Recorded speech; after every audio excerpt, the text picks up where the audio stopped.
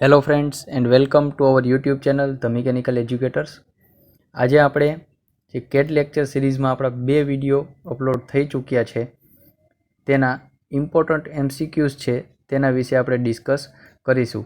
તો જો તમે તે બંને વિડીયો ન જોયા હોય તો સૌથી પહેલાં તે વિડીયો અવશ્યથી જુઓ. તેની લિંક નીચે ડિસ્ક્રિપ્શનમાં આપેલી છે અથવા તો તમે અહીં આઈ બટન ઉપર ક્લિક કરી અને તે વિડીયોને જોઈ શકો છો.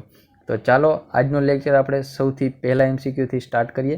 તો સૌથી પહેલો આપણો MCQ છે computer compatible mathematical description of geometry of the object is called.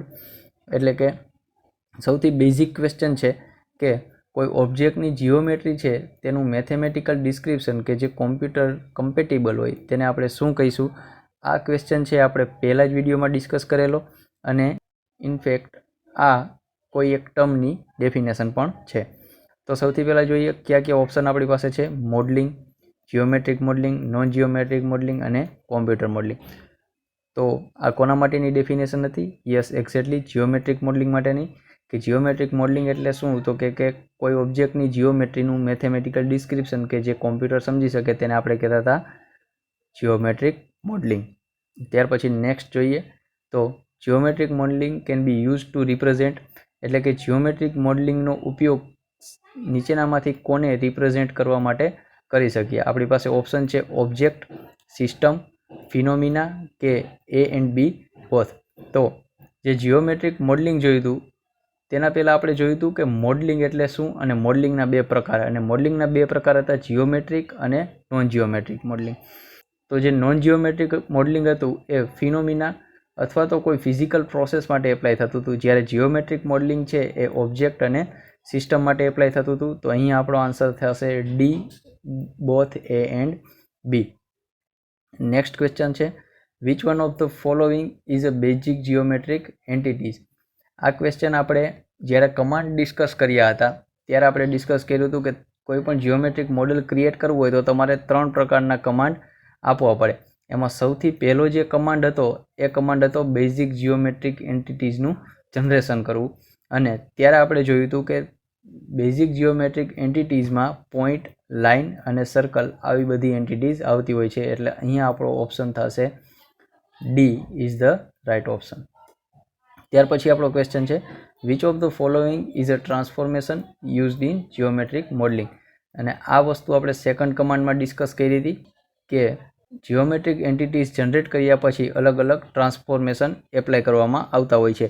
તો કયા કયા ટ્રાન્સફોર્મેશન હતા? તો ટ્રાન્સલેશન હતું, ત્યાર પછી રોટેશન, ત્યાર પછી સ્કેલિંગ, ત્યાર પછી મિરર, ત્યાર પછી શિયર, આવા બધા યુનિયન, આવા બધા ટ્રાન્સફોર્મેશન હતા. તો અહીં આપણો ઓપ્શન છે ટ્રાન્સલેશન, રોટેશન, મિરર. તો આપણો રાઇટ આન્સર થશે D, all of the above. ત્યાર પછી નેક્સ્ટ ક્વેશ્ચન જોઈએ which of the following is not a feature of geometric modelling. એટલે નીચેનામાંથી કયું જીઓમેટ્રિક મોડલિંગનું એક ફીચર નથી? તો સૌથી પહેલાં સેન્ટેન્સ જોઈએ 2D view can be generated automatically. તો જીઓમેટ્રિક મોડલિંગમાં 2D વ્યૂ ઓટોમેટિક જનરેટ થઈ શકે કે ન થઈ શકે? તો હા, થઈ શકે. ત્યાર પછી છે geometric modelling can be use to generate complete tool path required for the automatic manufacturing. એટલે કે જીઓમેટ્રિક મોડેલનો ઉપયોગ ઓટોમેટિક મેન્યુફેક્ચરિંગમાં કમ્પ્લીટ ટૂલ પાથ જનરેશનમાં થઈ શકે. તો આ ઓપ્શન પણ રાઈટ છે, કારણ કે NC ટૂલ પાથ જનરેશનમાં આપણે એપ્લિકેશન એક જોઈ હતી જીઓમેટ્રિક મોડેલની કે NC ટૂલ પાથ જનરેશનમાં આનો ઉપયોગ થતો હોય છે. ત્યાર પછી છે rendering is possible in geometric modelling.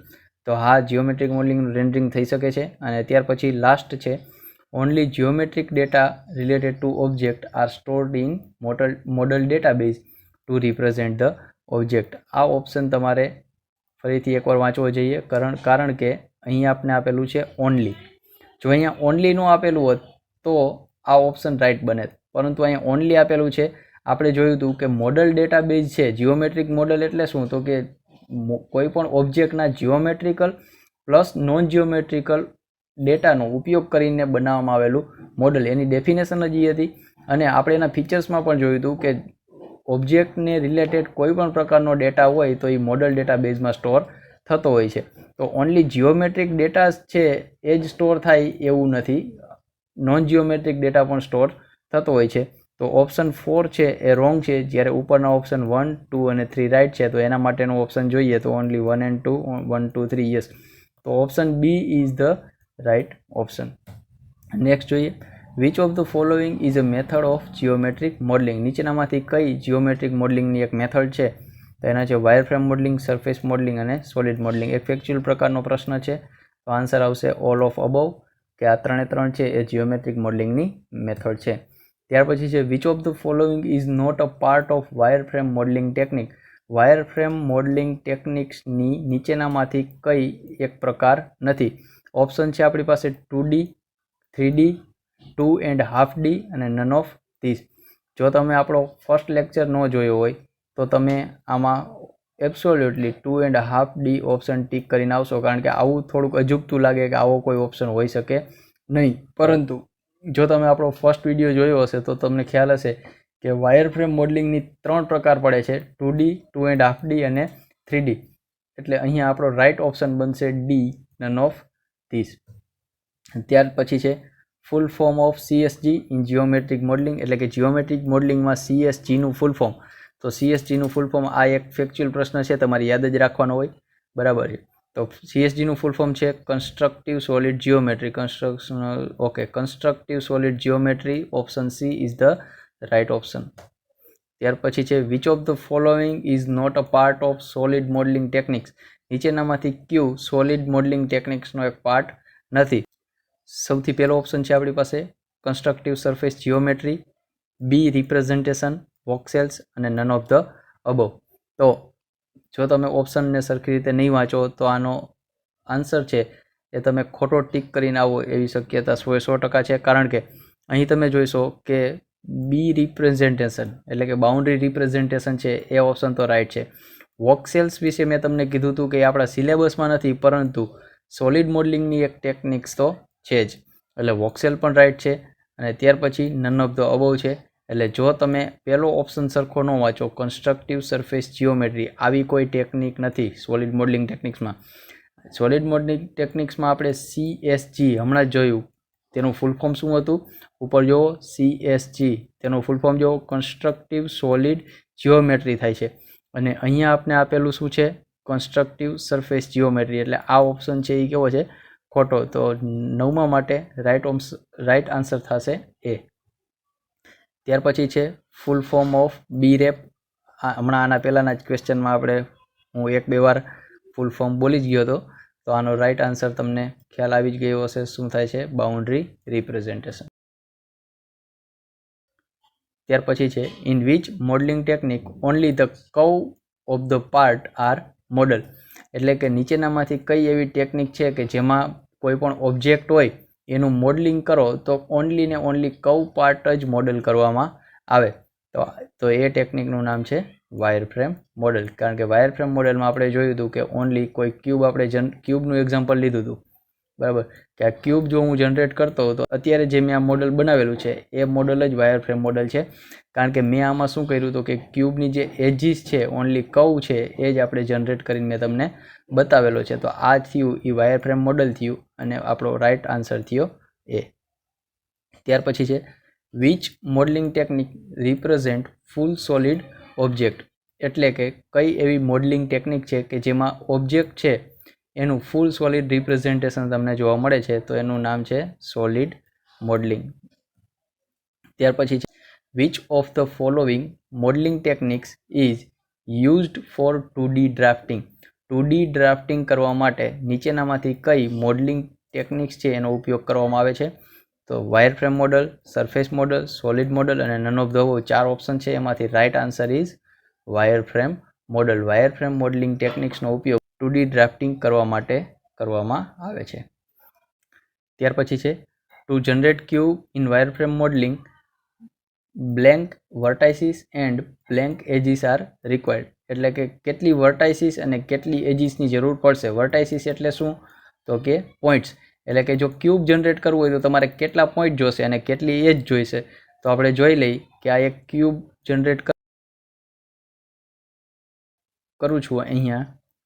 તો જો, તો સૌથી પહેલાં આપણે જોશે 1, 2, 3 અને 4. 4 પોઈન્ટ્સ આગળ અને 4 પોઈન્ટ્સ સેમ આવી રીતના 4 પોઈન્ટ આપણને પાછળ મળશે, એટલે ટોટલ 8 વર્ટાઇસીસ 8 પોઈન્ટની જરૂર પડશે. અને એજીસ ગણીએ તો ટોટલ એજીસ જોવાની ગણશો તો તમને એજીસ મળશે 12, એટલે કે 8 વર્ટાઇસીસ અને 12 એજીસની જરૂર પડશે. Right answer is C. Next is wireframe model is a ખાલી જગ્યા. વાયરફ્રેમ મોડલ નીચેનામાંથી શું છે? તો કલેક્શન ઓફ પોઈન્ટ છે, કલેક્શન ઓફ વર્ટાઇસીસ છે, કલેક્શન ઓફ એજીસ કે કલેક્શન ઓફ સરફેસીસ. તો વાયરફ્રેમ મોડલ છે એ કલેક્શન ઓફ એજીસ છે, કારણ કે વાયરફ્રેમ મોડલ તમે કોઈ પણ ઓબ્જેક્ટનું ક્રિએટ કરો તો આમાં આ એક મેં સ્ક્વેર ક્રિએટ કર્યું, બરાબર. તો આ સ્ક્વેરમાં તમે જુઓ તો શેનું કલેક્શન તમને જોવા મળે? તો કે અહીંયા મેં 4 એજીસ છે એ ભેગી કરેલી છે. તો આ 4 એજીસને ભેગી કરી અને એક મેં વાયરફ્રેમ મોડલ ક્રિએટ કરેલું છે, એટલે વાયરફ્રેમ મોડલ છે એ શું છે? તો કે કલેક્શન ઓફ એજીસ છે. ત્યાર પછી છે 2D wireframe modelling is defined as. 2D wireframe modelling નીચેનામાંથી કઈ રીતે ડિફાઇન થાય છે? તો કે ઇન્ડિવિજ્યુઅલ પ્રિમિટિવ્સ એલિમેન્ટ તરીકે, રિજિયન એટલે કે ક્લોઝ બાઉન્ડ્રી તરીકે, બોથ એ એન્ડ બી અને નન ઓફ ધ અબોવ. તો આપણે વાત કરી હતી કે વાયરફ્રેમ મોડલ જ્યારે તમે બનાવશો કોઈ પણ ઓબ્જેક્ટનું, એક ક્યુબનું જો હું ફ્રન્ટ વ્યૂ કન્સિડર કરું તો આવું કંઈક રેક્ટેંગલ શેપનું આપણે ફ્રન્ટ વ્યૂ મળશે. તો આ ફ્રન્ટ વ્યૂને હું શું કહીશ? તો કે આને રેક્ટેંગલ આપણે કહીશું, નહીં એવું નહીં કહી કે 4 લાઇનને મેં જોઈન્ટ કરેલી છે, એટલે કે આને આપણે એક ક્લોઝ બાઉન્ડ્રી તરીકે કન્સિડર કરશું, નહીં કે ઇન્ડિવિજ્યુઅલ પ્રિમિટિવ્સ એલિમેન્ટ તરીકે. એટલે અહીંયા આપણો રાઇટ આન્સર બનશે બી, રિજિયન અથવા તો close boundary. Next question, which of the following information can not be obtained from 2.5D wireframe modelling. એટલે કે નીચેનામાંથી કઈ એવી ઇન્ફોર્મેશન છે કે જે તમે 2.5D વાયરફ્રેમ મોડલિંગમાંથી મેળવી શકો નહીં? તો 2.5D વાયરફ્રેમ મોડલિંગ જ્યારે મેં તમને સમજાવ્યું ત્યારે મેં તમને કીધું હતું કે 2.5D અને 3D વાયરફ્રેમ મોડલિંગનું જો આપણે ડિફરન્સ જોઈએ તો બંને વચ્ચે ખાલી એટલો જ ડિફરન્સ છે કે તેમાં તમને કોઈ સાઇડ વોલ ડિટેલ જોવા મળતી નથી. એટલા માટે અહીંયા જે આ ઓપ્શન આપેલા છે એમાંથી રાઇટ આન્સર બનશે સાઇડ વોલ ડિટેલ, કારણ કે જે કોઈ ઓબ્જેક્ટનું તમે 2.5D વાયરફ્રેમ મોડલ બનાવશો એ ઓબ્જેક્ટનું ઓવરઓલ જે વોલ્યુમ હશે, એનું એન્વલોપ હશે, વોલ્યુમ એન્વલોપ, એ તમને 2.5D વાયરફ્રેમ મોડલ આપશે તથા તેના ઓવરઓલ ડાયમેન્શન પણ આપશે, પરંતુ જે સાઇડ વોલ ડિટેલ હશે એ આપશે નહીં. So right answer is B. ત્યાર પછી છે આપણી પાસે which of the following enhancement are used in wireframe model. Option છે dash line for hidden edge of the object, remove hidden line automatically, both A and B અને no enhancement required. તો છેલ્લો option તો આવશે જ નહીં, કારણ કે વાયરફ્રેમ મોડલના આપણે લિમિટેશન્સ જોઈતી, એમાં જોયું હતું કે એમ્બિગ્યુટી અને યુનિકનેસના પ્રોબ્લેમ જોવા મળે છે, અને એ પ્રોબ્લેમને દૂર કરવા માટે આપણે શું કરતા હતા? તો કે હિડન લાઇન્સનું ફીચર છે એ એડ કરતા હતા. હવે હિડન લાઇનનું ફીચર જો આપણે એડ કરતા હોય તો શું એમાં એડિશન કર્યા હતા એ આપણે જોયું હતું. તો dash line for hidden edges આપણે એપ્લાય કરી હતી, અને જો એમાં વધારે કોઈ ઓબ્જેક્ટ કોમ્પ્લિકેટેડ શેપનો હોય અને વધારે એજીસ આવતી હોય, વધારે હિડન એજીસ આવતી હોય, વધારે ડેશ લાઇન બનતી હોય, તો એનું વ્યૂ છે એ કેવું થઈ જાય? તો કે સમજવું થોડુંક ડિફિકલ્ટ પડે.